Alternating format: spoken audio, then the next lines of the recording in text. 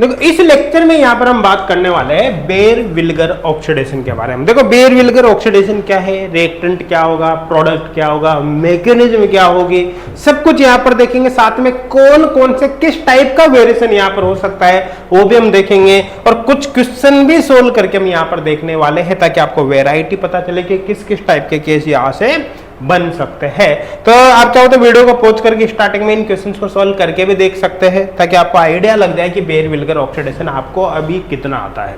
तो चलिए यहाँ पर शुरुआत करते हैं। देखो सबसे पहले तो मैं आपको बता देता हूं कि बेयर-विल्गर ऑक्सीडेशन नेट और गेट दोनों ही एग्जाम के पॉइंट ऑफ व्यू से बहुत ही ज्यादा इंपॉर्टेंट है। नेट में भी कई बार यहाँ से क्वेश्चन पूछा जा चुका है और गेट में भी कई बार क्वेश्चन पूछा जा चुका है। तो चाहे नेट हो चाहे गेट हो, मोस्ट इंपॉर्टेंट रिएक्शन है, कई बार क्वेश्चंस यहां से आ चुके हैं, इस बात का आपको ध्यान रखना है। तो चलिए यहां पर अपन शुरू करते हैं। देखो बेयर-विल्गर ऑक्सीडेशन में बेसिकली जो रिएजेंट अपन लेते हैं वो लेते हैं पर एसिड, है ना। तो यहां पर मैं आपको बता रहा हूं इस केस में एक्चुअली क्या होता है, अगर कोई भी हमने जैसे एल्डिहाइड ले लिया, कोई भी एल्डिहाइड ले लिया जैसे RC डबल बॉन्ड OH, और यहां पर किसी पर एसिड से रिएक्शन करा दे, पर एसिड जैसे R है ना, CO3H, ये सब आप जानते ही हो, ठीक है। तो पर एसिड से रिएक्शन कराने पर यहाँ पर ऑक्सीजन इंसर्ट होता है, मतलब एल्डिहाइड के पर एसिड से रिएक्शन कराने पर कार्बोक्सिलिक एसिड का फॉर्मेशन होता है, ये है ना। पर एसिड क्या है, पर एसिड में अगर बात करें हम तो यहाँ पर एक परऑक्सी लिंकेज होता है। ये जो लिंकेज है इसी को अपन क्या कहते हैं, परऑक्सी लिंकेज करते हैं। आई थिंक बहुत अच्छे से क्लियर होगा, आगे इसके बारे में और भी डिटेल में मैं बात करने वाला हूँ, ठीक है। तो पर एसिड यहाँ पर हो सकता है, बेसिकली आपको पर एसिड की फॉर्म में MCPBA देखने को मिलता है जनरली क्वेश्चंस में। जब क्वेश्चंस वगैरह आता है तो बेसिकली एरो पर आपको MCPBA देखने को मिलता है। MCPBA का मतलब क्या होता है भाई, मेटा क्लोरोपरबेंजोइक एसिड, है ना। इस तरह से इसको लिख सकते हैं अपन, मेटा क्लोरोपरबेंजोइक एसिड, ये इस तरह से। यहाँ पर CO3H और यहाँ पर Cl, है ना, ये होता है MCPBA। अब देखो यहाँ पर अगर अपन ने एल्डिहाइड लिया तो एसिड बनेगा। अगर हम यहाँ पर 1,2-डाई कीटोन ले ले, 1,2-डाई कीटोन जैसे ये केस हो गया, है ना, 1,2-डाई कीटोन हो गया ना, 1,2 पोजीशन पे 2 कीटो ग्रुप है और वही पर एसिड की प्रेजेंस में रिएक्शन कराए, तो आप बीच में आपको ऑक्सीजन को इंसर्ट करना है, और ऐसे केस में प्रोडक्ट बेसिकली ये बनता है। कैसे बनता है ना, मेन चीज क्या ध्यान रखनी है वो सब कुछ मैं आपको बताने वाला हूँ। मतलब 1,2-डाई कीटोन पर एसिड से रिएक्शन कराने पर एनहाइड्राइड में कन्वर्ट हो जाता है। अब जो मोस्ट इंपॉर्टेंट है, अगर कीटोन यहाँ पर ले, जैसे यहाँ पर मैंने एक जनरल एग्जाम्पल ही ले लेता हूँ, जैसे मान के चलो ये ले लिया, साइक्लिक कीटोन ले लिया, क्लियर है। अब अगर यहाँ पर कीटोन के रिएक्शन में पर एसिड से करा दो साइक्लिक कीटोन की, तो ऑक्सीजन यहाँ पर इंसर्ट हो जाएगा। अब इधर का बिल्कुल सेम है तो किधर भी इंसर्ट कर दो, क्लियर है। तो ऐसे केस में यहाँ पर लैक्टोन का फॉर्मेशन हो जाएगा। अगर साइक्लिक कीटोन आप लेते हो तो लैक्टोन बन जाएगा। ये हो सकता है आप ए साइक्लिक कीटोन लो, एक साइक्लिक कीटोन जैसे हमने ये ले लिया, देखो CH3 C double bond OPH O और यहाँ पर PH ये ले लिया। अब वही पर एसिड से रिएक्शन करा दी तो ऑक्सीजन यहाँ पर इंसर्ट हो जाता है यहाँ पर। तो ऐसे केस में यहाँ पर प्रोडक्ट आपको ये देखने को मिलता है ना। मैं बस कुल बेसिक बता रहा हूँ, बाकी सारी चीजें आपको अभी कुछ ही देर में बहुत अच्छे से समझ में आ जाएगी। अब यहाँ पर आपके दिमाग में एक क्वेश्चन आ सकता है कि हमने ऑक्सीजन को इधर ही इंसर्ट क्यों किया, इधर क्यों इंसर्ट नहीं किया।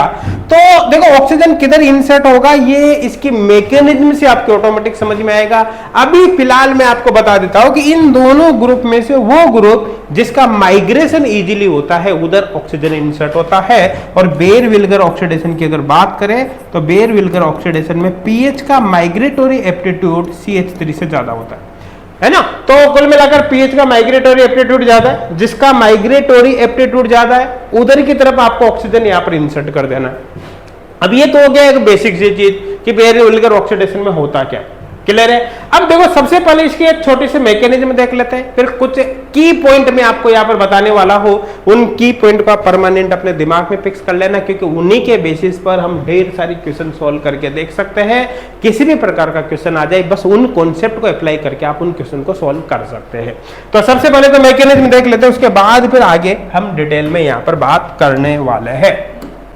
तो चले भाई यहाँ पर शुरू करते हैं, है ना। तो सबसे पहले यहाँ पर मैकेनिज्म ले लेते हैं। तो रिएक्शन तो क्या थी भाई, रिएक्शन यहाँ पर ये हमने ले ली जो है CH3 C डबल बॉन्ड और पीएच। अभी आपको ये भी पता है कि माइग्रेटरी एप्टीट्यूड पीएच का CH3 से ज्यादा है। माइग्रेटरी एप्टीट्यूड के बारे में अलग से बात करेंगे अपन कुछ देर में। और यहाँ पर हमने पर एसिड लिया RC डबल बॉन्ड OOH। देखो चूंकि ये एसिड है तो जाहिर सी बात है एसिड का आयनाइजेशन ऐसे हो जाएगा RC double bond O minus और यहाँ पर H प्लस, ऐसे लिख सकता हूँ इसको। देखो ऑक्सीजन आपको यहाँ पर इंसर्ट करनी कैसे होती है अभी आपके समझ में आ जाएगा, मैकेनिज्म देखेंगे तो ऑटोमेटिक ही आपके सब कुछ समझ में आ जाएगा। ये यहाँ पर फाइनल प्रोडक्ट बन जाएगा। अब देखो ध्यान से समझने की कोशिश करना है यहाँ पर क्या होगा, रिएक्शन कैसे होगी, मैकेनिज्म इसके अपन यहाँ पर देख लेते हैं कि रिएक्शन आखिरकार होती कैसे है, मैकेनिज्म क्या होगी। देखो समझने की कोशिश करना। देखो सबसे पहले तो आपको अच्छी तरह से पता है कि यहाँ पर ये H प्लस है, H प्लस है तो इसका प्रोटोनेशन होगा नहीं होगा भाई, इसका प्रोटोनेशन हो जाएगा, है ना। प्रोटोनेशन होते हैं ऑक्सीजन पर क्या आएगा, पॉजिटिव चार्ज आते मोर इलेक्ट्रॉन डेफिशिएंट होगा, ये इजीली बॉन्ड ब्रेक होगा। और ये बॉन्ड ब्रेक होते यहां से O माइनस किस पर अटैक कर देगा, इस पर अटैक कर देगा। मैंने एक स्टेप में लिख दिया ये, है ना। तो एक्चुअली यहां पर क्या होगा, देखो ध्यान देना, जैसे CH3 C double bond OH पहले प्लस यहां पर ऐसे आएगा ये, उसके बाद फिर इसका अटैक होगा। जब इसका अटैक होगा तो ये बॉन्ड यहां से टूटेगा और ये ऑक्सीजन यहां पर जुड़ जाएगा ऐसे, ऑक्सीजन फिर इससे फिर ऑक्सीजन जुड़ा है ये और फिर इससे जुड़ा है यहाँ पर ये C डबल बॉन्ड O और फिर जुड़ा है यहाँ पर R, ऐसे में लिख सकता हूं। अब एक्चुअली क्या होगा, देखो ध्यान देना, समझने की कोशिश करना। जैसे ही ये बॉन्ड टूटेगा तो यहाँ पर एक्चुअली क्या होगा, डबल की जगह सिंगल बॉन्ड हो गया, यहाँ से ये पॉजिटिव चार्ज खत्म हो गया, फाइनली ये बन गया। मैं यहाँ से शुरुआत कर रहा हूँ, ये केस बिल्कुल आपके समझ में आ गया होगा। अब देखो ध्यान देना, एक्चुअली क्या होगा, आपको ये अच्छी तरह से पता है कि यहाँ पर इस पे लोन पेयर ऑफ इलेक्ट्रॉन है, ठीक है। अब ये लोन पेयर ऑफ इलेक्ट्रॉन जैसे माइग्रेट होगा तो इस कार्बन की वैलेंसी 4 ऑलरेडी कंप्लीट हो रही है, वैलेंसी 5 हो जाएगी ना। तो 5 वैलेंसी होते क्या होगा कि इन दोनों ग्रुप में से जिस ग्रुप का माइग्रेटरी एप्टीट्यूड ज्यादा है उस ग्रुप का माइग्रेशन होगा। तो यहाँ पर अभी फिलहाल मैंने बताया कि पीएच का माइग्रेटरी एप्टीट्यूड ज्यादा है, तो ऐसे केस में क्या होगा, ये पीएच यहां से शिफ्ट होकर इस कार्बन पर, इस ऑक्सीजन पर जाएगा। आपके दिमाग में एक चीज आ सकती है कि ये इसी ऑक्सीजन पर क्यों गया, ये इस ऑक्सीजन पर क्यों नहीं गया, ऐसा आप सोच सकते हो। तो यहां पर मैं आपको बता देता हूं, यहां पर बता देता। देखो आपको पता है ये इस ऑक्सीजन पे लोन पेयर है और इसके साथ डीलोकेलाइज है ना। तो यहां पर मैं आपको अलग से बता रहा हूं, जैसे ये मान लो कि यहां पर ये R डैश O, यहाँ पर बिल्कुल एजिटीज लिख रहा है OC डबल बॉन्ड OR, ऐसा केस है, इस पे लोन पेयर ये यहाँ से यहाँ पर डीलोकेलाइज होता है, समझ में आ रहा है ना। तो ऐसे केस में अगर इसकी रेजोनेटिंग स्ट्रक्चर अपन देखना चाहे तो यहाँ पर क्या होगा, O double bond C O minus, यहाँ पर R, है ना। इस ऑक्सीजन पर क्या आएगा, पॉजिटिव चार्ज। अब देखो इस पर पॉजिटिव आता है, एक अच्छा लिविंग ग्रुप बन गया, इजीली निकल सकता है। तो जैसे ही कोई न्यूक्लियोफाइल यहाँ पर अटैक करेगा ये यहाँ से बाहर निकल जाएगा। तो सीधी बात यहाँ पर भाई ये हुई यहाँ पर सीधी बात कि ये जो ऑक्सीजन है इस प्रोसेस की वजह से मोर इलेक्ट्रॉन डेफिशिएंट होता है। तो ये oxygen actually more electron deficient होता है। क्या होता है, मोर इलेक्ट्रॉन डेफिशिएंट। अब आपके ये अच्छे से समझ में आ गया होगा कि यहाँ पर जो पीएच आएगा वो इसी पर क्यों अटैक कर रहा है, इस पर क्यों अटैक नहीं कर रहा। इस पर अटैक करने के बाद ये ग्रुप यहाँ से बाहर निकल जाएगा और ऐसे केस में क्या होगा, देखिए CH3, यहाँ पर ये CH3 और यहाँ पर ये C डबल बॉन्ड O हो जाएगा। अब देखिए यहाँ पर पॉजिटिव आएगा ना, डबल बॉन्ड बनते हैं, ये H प्लस इस ग्रुप के साथ निकलकर बाहर निकल जाएगा, ठीक है। अब यहाँ पर क्या होगा, C डबल बॉन्ड O, ठीक है। ये पीएच यहाँ पर इस ऑक्सीजन पर जुड़ी जाएगा, तो कार्बन से ऑक्सीजन और उस ऑक्सीजन पर ये पीएच आ गया। तो कार्बन से ऑक्सीजन जुड़ा है यहाँ पर और इस ऑक्सीजन पर क्या आ गया, ये पीएच यहाँ पर आ गया। तो कुल मिलाकर ये प्रोडक्ट बन जाएगा।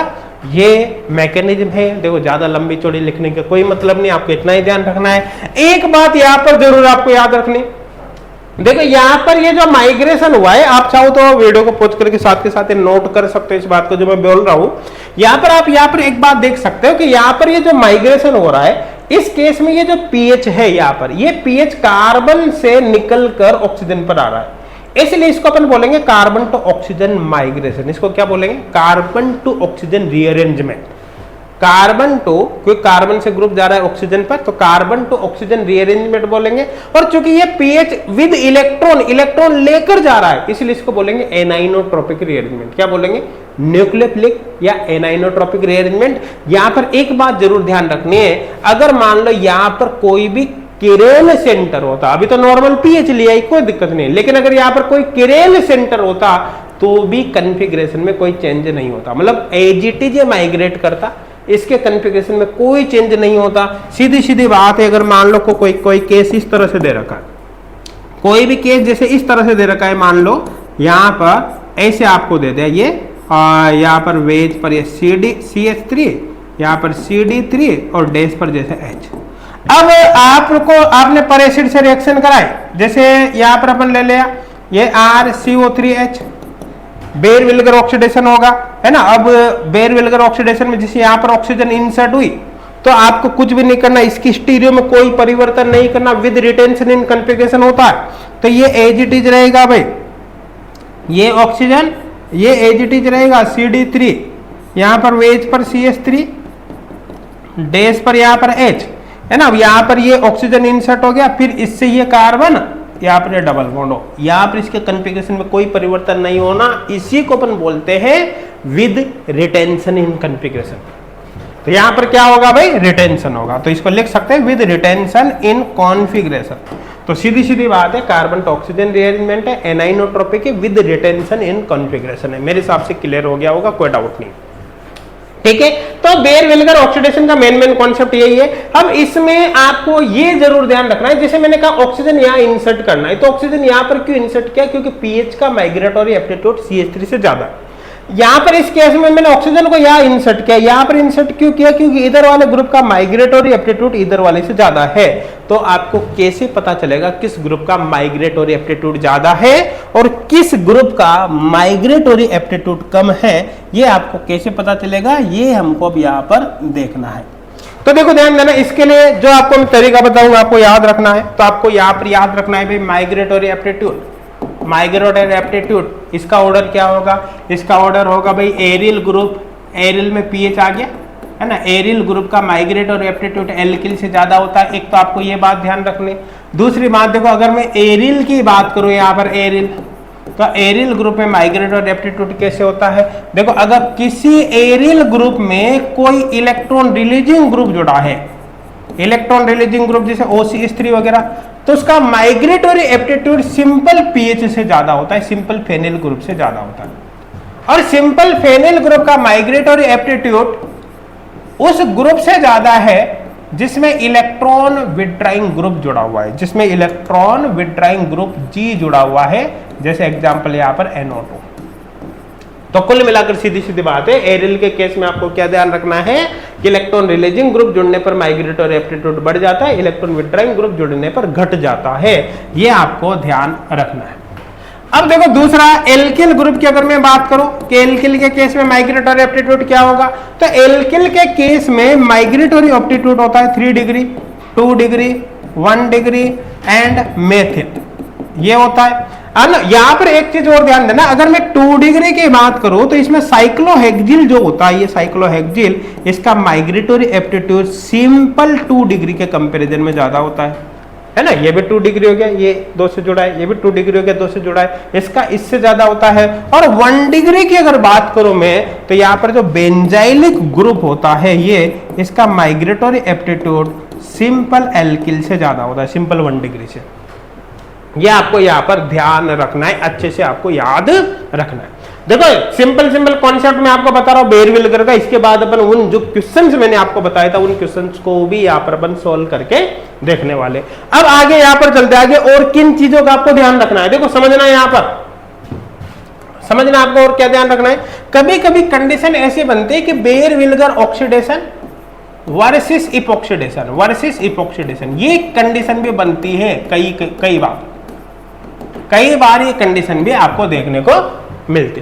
तो एक बात समझने की कोशिश करना, जैसे मान के चलना कि कोई डबल बॉन्ड है, अब आपने कोई भी पर एसिड ले लिया, जैसे मान लो MCPBA ले लिया, तो ऐसे केस में केवल डबल बॉन्ड है, तो ऐसे केस में तो आपको सोचना ही नहीं, केवल इपॉक्सीडेशन करवाना है, कुछ सोचने की जरूरत है ही नहीं। लेकिन अगर कोई कीटोन है तो यहाँ पर भी MCPB आपने लिया, कुछ भी सोचने की जरूरत नहीं है। यहां पर आपको पता है कि यहां पर क्या होना है, यहां पर बेयर-विल्गर ऑक्सीडेशन होना है, यहां पर बेयर-विल्गर ऑक्सीडेशन हो। तो पहले वाले केस में इपॉक्सीडेशन हो गया, दूसरे में बेयर-विल्गर ऑक्सीडेशन हो गया। क्योंकि यहां पर दो अलग अलग कंपाउंड है, ये एल्कीन है, ये जो होता है पर एसिड एल्कीन का इपॉक्सीडेशन करता है, कार्बोनिल कंपाउंड का क्या करता है, यहां पर बेयर-विल्गर ऑक्सीडेशन करता है। अब समस्या क्या है, अगर एक ही कंपाउंड में डबल बॉन्ड भी हो और ये भी हो कार्बोनिल, तो ऐसे केस में क्या होगा?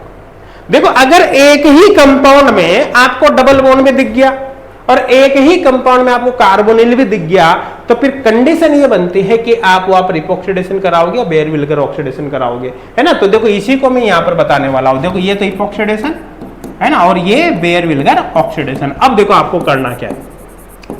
अगर मान लो एक ही कंपाउंड में डबल बॉन्ड और एक ही कंपाउंड में कार्बोनिल है, ऐसे केस में आपको किन बातों का ध्यान रखना। अगर नॉर्मल डबल बॉन्ड है, अब क्या होगा अभी समझा दूंगा। नॉर्मल डबल बॉन्ड है, नॉर्मल डबल बॉन्ड है and carbonyl, normal double bond and carbonyl है, तो आपको कुछ भी सोचने की जरूरत नहीं है ना। और एक तो केस ये बना, और एक केस बना कि double bond with electron withdrawing group, मतलब इलेक्ट्रॉन डेफिशिएंट डबल बॉन्ड है, electron deficient double bond, electron deficient double bond and carbonyl है, एंड कार्बोनिल है। तो देखो, अगर ये दो केस है कि नॉर्मल डबल बॉन्ड है उसके साथ कार्बोनिल है, नॉर्मल डबल बॉन्ड मतलब उसमें सब्स्टिट्यूएंट वगैरह नहीं है, सिंपल डबल बॉन्ड, और साथ में कार्बोनिल भी है, कार्बोनिल है ना। या फिर ऐसा डबल बॉन्ड है जो इलेक्ट्रॉन डेफिशिएंट, मतलब जिसमें इलेक्ट्रॉन खींचने वाले ग्रुप जुड़े हैं और साथ में कार्बोनिल है, तो ऐसे केस में बेयर-विल्गर ऑक्सीडेशन डोमिनेंट होता है, मतलब बेयर-विल्गर ऑक्सीडेशन डोमिनेंट होता है किस पर, इपॉक्सीडेशन पर। दूसरा केस यहां पर बनता है, अगर इलेक्ट्रॉन रिच डबल बॉन्ड है, क्या है, इलेक्ट्रॉन रिच डबल बॉन्ड, और साथ में कार्बोनिल है, साथ में कार्बोनिल है, तो ऐसे केस में इपॉक्सीडेशन डोमिनेंट होता है किस पर, बेयर-विल्गर ऑक्सीडेशन पर। ये बात आपको ध्यान रखने, भी क्वेश्चन सॉल्व करेंगे ऑटोमेटिक आपकी समझ में आ जाएगी, है ना। ये आपको यहां पर ध्यान रखने, क्लियर है भाई, समझ में आ रहा है ना। अब देखो, इसका मतलब क्या है मैं आपको बता देता हूं। जैसे सपोज करो कि ये यहां पर हमने केस लिया इस तरह से कुछ भी, ठीक है। अब इसमें ये कार्बोनिल है और यहां पर ये डबल बॉन्ड है, ठीक है। तो ये नॉर्मल डबल बॉन्ड है, इसमें कोई इलेक्ट्रॉन रिलीजिंग विड्रॉइंग ग्रुप कुछ भी नहीं जुड़े हैं, सिंपल डबल बॉन्ड कहलाएगा, ठीक है। और ये कार्बोनिल है, तो नॉर्मल डबल बॉन्ड कार्बोनिल का केस है, पर एसिड से रिएक्शन कराओगे बेयर-विल्गर ऑक्सीडेशन होगा। तो जाहिर सी बात है, यहां पर जब आप बेयर-विल्गर, आप यहां पर एसिड लोगे MCPBA, तो ऐसे केस में आपको बेयर-विल्गर ऑक्सीडेशन यहां पर करना पड़ेगा। और बेयर-विल्गर ऑक्सीडेशन कराओगे तो देखो, ऑक्सीजन आपको इस जगह इंसर्ट करना पड़ेगा। अब आप सोचोगे इधर क्यों नहीं किया इंसर्ट, भाई डबल बॉन्ड के या तो इधर कर सकते, इधर कर सकते। तो देखो, आपको पता होगा, चल रहा होगा कि ये 3 डिग्री है और जबकि ये 2 डिग्री है। आपको पता है कि 3 डिग्री का माइग्रेटरी एप्टीट्यूड 2 डिग्री से ज्यादा होता है ना। तो 3 का 2 डिग्री से ज्यादा होता है, तो ऑक्सीजन किधर इंसर्ट होगा, जिधर माइग्रेटरी एप्टीट्यूड ज्यादा है। तो ऐसे केस में यहां पर जो प्रोडक्ट बनेगा वो एक्चुअली ये बनने वाला है, ये प्रोडक्ट यहां पर बनने वाला है, ये यहां पर बनने वाला है। अब लेकिन सपोज करो ये इक्वेशन इस तरह से है, यहां पर ऐसे, क्लियर, ये डबल बॉन्ड और यहां पर ये। अब आपने यहां पर जैसे मान लो कि CH3 जोड़ रखा, यहां पर आपने जैसे CH3 जोड़ दिया ये। अब CH3 क्या है भाई, इलेक्ट्रॉन रिलीजिंग ग्रुप है। अब इलेक्ट्रॉन रिलीजिंग ग्रुप मतलब इलेक्ट्रॉन रिच डबल बॉन्ड और कार्बोनिल आ गया, तो ऐसे केस में आपको क्या करना पड़ेगा, इपॉक्सीडेशन करना पड़ेगा। मतलब यहां पर जब उसी पर एसिड से अपन रिएक्शन कराएंगे, जैसे MCPBA आपने ले लिया, MCPBA ये आपने ले लिया, तब यहां पर भाई इपॉक्सीडेशन होगा और यहां पर एक्चुअली जो प्रोडक्ट बनेगा अब ये बनेगा, ये प्रोडक्ट बनेगा यहां पर यहां पर CH3 क्लियर है। तो आई थिंक इसका मतलब समझ में आ गया। अगर कोई electron deficient double bond, electron deficient का मतलब या इलेक्ट्रॉन रिच की जगह इलेक्ट्रॉन विड्रॉइंग ग्रुप जुड़े हैं, तो फिर बेयर-विल्गर ऑक्सीडेशन ही होगा। तो आई थिंक ये अच्छे से आपके समझ में आ गया होगा, कोई डाउट नहीं होगा, ठीक है ना। अब एक बात और समझने की कोशिश करना, अगर हम कभी ये यूज में ले, क्या देखो, इफ Me3SiO3 ये, तो ऐसे केस में आपको केवल बेयर-विल्गर ऑक्सीडेशन करना है, ओनली बेयर-विल्गर ऑक्सीडेशन। तो आई थिंक समझ में आ गया होगा, कोई डाउट नहीं होगा। अब देखो ये जो कॉन्सेप्ट अभी अपन ने पढ़े हैं, ये इन्हीं कॉन्सेप्ट के बेसिस पर हम क्वेश्चन सॉल्व करके देखेंगे। आपको ज्यादा कुछ करने की आवश्यकता है ही नहीं, बस आपको इतना सा देखना है ना। सबसे पहले तो आपको ध्यान रखना है भाई कि अगर कोई एल्डिहाइड है तो एसिड बन जाएगा, 1,2 डाइकीटोन है तो एनहाइड्राइड बन जाएगा, 1,2 डाइकीटोन, और कीटोन हो तो सिंपल, साइक्लिक हो तो लैक्टोन, एसाइक्लिक हो तो एस्टर बन जाएगा, है ना। बाकी यहां से मैकेनिज्म वगैरह आपके समझ में आई गई होगी, कुछ भी इसमें नहीं है। माइग्रेटरी एप्टीट्यूड का ऑर्डर आपको रखना है। एरिल ग्रुप में इलेक्ट्रॉन रिलीजिंग ग्रुप होने पर माइग्रेटरी एप्टीट्यूड बढ़ता है, विड्राइंग होने पर घटता है। सिंपल एल्किल में 3 डिग्री 2 डिग्री 1 डिग्री होता है, ये वेरिएशन आपको याद रखना है। और अपन बेयर-विल्गर ऑक्सीडेशन वर्सेस हिपोक्सिडेशन की बात करें तो अगर एक ही कंपाउंड में डबल बॉन्ड भी हो और कार्बोनिल भी है तो आपको इस कॉन्सेप्ट को याद रखना है। देखो थ्योरी में और इसका केस हो तो ओनली बेयर-विल्गर ऑक्सीडेशन होगा। देखो थ्योरी में इसके अलावा और ज्यादा उलझने की जरूरत ही नहीं है, आप केवल इतना सा देख लो। और माइग्रेटिंग जब होता है, माइग्रेशन होता है तो विद रिटेंशन इन कन्फिगरेशन होता है। सीधी सीधी बात है, आपको कॉन्फ़िगरेशन में बिल्कुल भी चेंज नहीं करना, आपको इसके अलावा थ्योरी पढ़ने की आवश्यकता है ही नहीं, केवल अब आपको प्रैक्टिस पर जाना है। अब देखो कुछ क्वेश्चन मैं यहां पर कराऊंगा, बाकी आप जितने भी क्वेश्चन एग्जाम में आए हुए हैं, है ना, सारे क्वेश्चन नेट गेट के जो भी क्वेश्चन आए हुए हैं आप सोल्व करके देख सकते हैं। अगर आपने कॉन्सेप्ट अच्छे से समझ लिया तो कोई भी क्वेश्चन हो आप उसको इजीली सोल्व कर पाओगे। तो चलिए अब यहाँ पर आगे हम चलते हैं। जैसे ये क्वेश्चन है साहब, देखिए यहाँ पर क्या दे रखा है, the major product found in the following reaction. अच्छा, आप साथ के साथ वीडियो को पॉज करके पहले क्वेश्चन को खुद सोल्व करिए भाई, क्वेश्चन को पहले खुद को आपको सोल्व करना है। तो देखो यहाँ पर आपको पता है कि ये 3 डिग्री है और ये तो सिंपल मेथिल है, और मेथिल के कंपैरिजन में 3 डिग्री का माइग्रेटरी एप्टीट्यूड ज्यादा है। कुल मिलाकर ऑक्सीजन आपको यहाँ इंसर्ट करना है। अब ऑक्सीजन यहाँ इंसर्ट करोगे, है ना, तो देखो इसमें तो ऑक्सीजन इधर CH3 की तरफ इंसर्ट कर दिया गया काम से, इसमें तो स्टीरियो चेंज कर रखी गया काम से, है ना, इसमें भी इसमें ऑक्सीजन इधर इंसर्ट कर दिया, ऐसे ही गया। इसमें देखो ऑक्सीजन यहीं पर इंसर्ट कर रखी है, देखो आप ये, और इसकी स्टीरियो भी चेंज नहीं की, क्योंकि आपको पता है विद रिटेंशन इन कॉन्फ़िगरेशन होता है, स्टीरियो को आपको छेड़ना ही नहीं है, मतलब डी ऑप्शन ही यहाँ पर करेक्ट होगा। आई थिंक समझ में आ गया होगा। अब नेक्स्ट क्वेश्चन यहाँ पर देखते हैं। नेक्स्ट क्वेश्चन आपको क्या दे रखा है, जैसे ये क्वेश्चन, अब इसमें एक्चुअली क्या है, कुछ स्टेरिक फैक्टर का कॉन्सेप्ट भी काम करेगा। देखो समझना यहाँ पर, जैसे यहाँ पर ध्यान से देखने की कोशिश करना। आपको पता है ये 4 डिग्री हो गया, इधर 1 2 3 और 4, है ना, और इसकी बात करें तो 3 डिग्री हो गया, सॉरी यहाँ पर ये 2 डिग्री। अब ऑक्सीजन किधर इंसर्ट करेगा, देखो 3 डिग्री से भी 4 डिग्री और हाई है, माइग्रेटरी एप्टीट्यूड इसका ज्यादा है, ऑक्सीजन यहाँ इंसर्ट होगा, है ना। तो सबसे पहले तो देखो जो ए बनेगा ना उसमें ऑक्सीजन यहाँ इंसर्ट होगा, तो ऑक्सीजन यही इंसर्ट कर रखा है, ये हो सकता है ऑक्सीजन यहाँ इंसर्ट कर रखा है, ये हो गया। ऑक्सीजन इसमें अपोजिट साइड में देखो, इसमें ऑक्सीजन यहाँ पर CH2 यहाँ तो डायरेक्ट इससे जुड़ेगा ये, जबकि इसमें यहाँ CH2 आ गया, सॉरी इसमें ऑक्सीजन नीचे इंसर्ट कर रखा है, गया काम से, इसमें भी इधर गया काम से, 2 ऑप्शन तो कट गए हमारे। ऑक्सीजन यहाँ इंसर्ट करना, इसमें अपोजिट साइड में जा रहा है। अब नेक्स्ट केस ये देखो, यहाँ पर देखो इस केस में एक्चुअली क्या है कि यहाँ पर ये स्टेरिक फैक्टर उत्पन्न करेगा, स्टेरिक फैक्टर। अब इस स्टेरिक फैक्टर की वजह से यहाँ पर कुल मिलाकर इस डबल बॉन्ड के यहाँ पर पास में ऑक्सीजन इंसर्ट चाहकर भी नहीं हो सकता, है ना, यहाँ पर इंसर्शन अब पॉसिबल ही नहीं है। ऐसे केस में इसका इंसर्शन इस जगह पर आपको करना है। देखो इसको थोड़ा सा मैं समझाने की कोशिश करता हूँ, क्या होगा इसको समझाने की कोशिश करता हूँ। देखो यहाँ पर समझो आप, एक्चुअली है क्या चीज, देखो ये ब्रिज हेडेड कंपाउंड है, आपको पता है इसे ब्रिज हेडेड कंपाउंड में ये जो बीच के दोनों कार्बन है, इन दोनों कार्बन से एक ब्रिज बना हुआ है। तो ये जो कार्बन है, ये कार्बन है, इन दोनों कार्बन से एक ब्रिज जुड़ा हुआ है, और इस ब्रिज पर ऊपर की तरफ यहाँ पर 2 मेथिल ग्रुप जोड़ दिया, ये और ये, तो ये ब्रिज बना हुआ है। ब्रिज में एक मेथिल इधर जोड़ दिया, एक मेथिल इधर जोड़ दिया। अब इस मेथिल की वजह से क्या हो गया, ये फ्रंट साइड जो है ना वो कवर हो गए, दोनों तरफ मेथिल है, कवर हो गए। इसका सीधा सीधा मतलब है इस ब्रिज के पास में इधर या इधर, है ना, यहाँ पर अटैक करना आसान काम अब नहीं है, मतलब डायरेक्ट अब यहाँ पर अटैक नहीं होगा इस बॉन्ड पर या फिर इस बॉन्ड पर, इस पर तैसे भी नहीं होगा, क्योंकि डबल बॉन्ड तो यहाँ पर है, डबल बॉन्ड यहाँ पर है, तो ऑक्सीजन या तो यहाँ इंसर्ट होगा, यहाँ पर इंसर्ट होगा। अब यहाँ पर इंसर्ट क्यों नहीं हो सकते, क्योंकि इसने क्राउडिंग उत्पन्न कर दी। अच्छा, आप सोचो कि ऊपर से नहीं हो सकता, नीचे से हो जाए, लेकिन नीचे कैविटी आ रही, कैविटी का स्टेरिक इंटेंस बहुत ज्यादा होता है, कुल मिलाकर नीचे से भी अटैक नहीं हो सकता। तो ऐसे केस में मजबूरी है, इस मजबूरी की वजह से ऑक्सीजन इधर इंसर्ट होगा।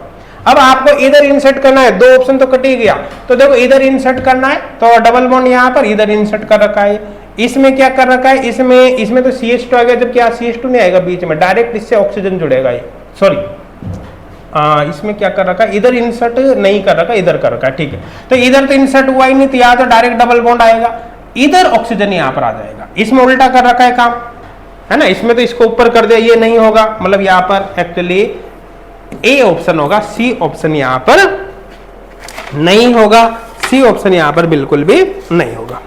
तो देखो अब यहाँ पर अगर आप देखोगे तो अच्छे से आपके समझ में आ गया होगा कि इस क्वेश्चन में एक्चुअली क्या करना है, मेरे हिसाब से कोई डाउट नहीं होगा, एक एक कॉन्सेप्ट आपके यहाँ पर अब समझ में आ गया होगा, है ना। आपको स्टेरिक इंटेंस का ध्यान रखना है, एक बात जरूर समझना है कि देखो यहाँ पर जो करवाया ना माइग्रेटरी एप्टीट्यूड के अकॉर्डिंग किया हमने, अकॉर्डिंग टू माइग्रेटरी एप्टीट्यूड, लेकिन यहाँ पर जो किया ना स्टेरिक फैक्टर के अकॉर्डिंग किया है। तो ध्यान देना स्टेरिक फैक्टर माइग्रेटरी एप्टीट्यूड पर डोमिनेंट होता है ना। आपको स्टेरिक फैक्टर को माइग्रेटरी एप्टीट्यूड पर डोमिनेंट मानते हुए ही क्वेश्चन सोल्व करना। यहाँ पर इन दोनों CH3 से ऊपर की साइड कवर हो रही है और नीचे केविटी की वजह से स्टेरिक एंट्रेंस है, इसलिए इस बॉन्ड में इंसर्शन ऑक्सीजन का पॉसिबल ही नहीं होगा। अब इधर यहाँ इंसर्ट होगा, अदरवाइज माइग्रेटरी एप्टीट्यूड इसका ज्यादा होगा इसके कंपैरिजन में, लेकिन फिर भी ऑपोजिट साइड में इंसर्शन हो रहा है। नेक्स्ट देखते हैं, नेक्स्ट क्या दे रखा है। जैसे ये क्वेश्चन आपको यहाँ पर बता रखा है, the major product formed in the following sequence of direction. देखो ये ऑलरेडी नेट में पूछा जा चुका है ये क्वेश्चन, और इसको अपन यहाँ पर करके देखते हैं। देखो ध्यान देना यहाँ पर दो केस है भाई, एक तो बेयर-विल्गर ऑक्सीडेशन होगा इससे, दूसरा पे लिथियम एल्यूमिनियम हाइड्राइड से जो भी प्रोडक्ट बनेगा उसकी रिएक्शन करवानी है, ठीक है। तो देखो ध्यान देना, आपको पता है ये 4 डिग्री है, ये 2 डिग्री है, तो सीधी सीधी बात है ऑक्सीजन यहाँ इंसर्ट करना है आपको सबसे पहले। तो सबसे पहले ऑक्सीजन यहाँ पर आप इंसर्ट कर दो, उसके बाद अपन देखेंगे यहाँ पर। तो देखो ये यहाँ पर मेथिल जुड़ा हुआ है ही सही, मेथिल यहाँ पर प्रेजेंट है ही सही, और साथ में यहाँ पर ऑक्सीजन इंसर्ट हो जाएगा। तो ये ऑक्सीजन, उसके बाद ये हो गया, और यहाँ पर ये डबल बॉन्ड हो। ये क्लियर है, समझ में आ रहा है। अब आगे लिथियम एल्यूमिनियम हाइड्राइड से रिएक्शन करा रहे हो भाई। तो देखो लिथियम एल्यूमिनियम हाइड्राइड, अब लिथियम एल्यूमिनियम हाइड्राइड क्या करेगा, देखो एस्टर है ना, इलेक्ट्रॉन साइक्लिक एस्टर, इलेक्ट्रॉन मतलब एस्टर को एल्कोहल में कन्वर्ट कर देता है लिथियम एल्यूमिनियम हाइड्राइड। तो ऐसे केस में क्या होगा, देखो आप सीधी सीधी बात है, ये यहां से बॉन्ड ब्रेक करो, इधर भी एल्कोहल बना दो और इसको भी एल्कोहल बना दो। तो फाइनली यहाँ पर क्या होगा, देखो ध्यान से समझने की कोशिश करना। यहाँ पर क्या होगा, ये मेथिल ग्रुप, देखो समझने की कोशिश करना, ये मेथिल ऊपर की तरफ, इसका मतलब जो OH बनेगा ना नीचे की तरफ होगा, मतलब OH यहाँ पर डैश पर जाएगा। इसी तरह से यहाँ पर देख सकते हैं ये ब्रिज ऊपर की तरफ, इसका मतलब यहाँ CH2OH जो बनेगा, क्योंकि एस्टर क्या बनाएगा, एल्कोहल बनाएगा। तो ये जो CH2OH बनेगा ये भी किधर जाएगा, डैश पर। तो ये नीचे की तरफ आपको बनाना है, ये CH2OH ये डैश पर जाएगा। अब यहाँ पर आप देखो ये 5 मेंबर रिंग है, देखो ये 1 2 3 4 5।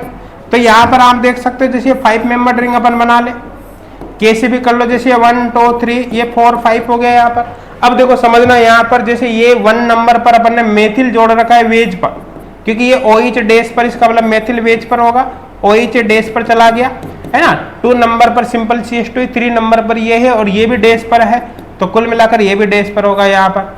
तो ये यहाँ पर इस तरह से होगा। अब इसको आप मैच करके देख सकते हैं, ठीक है।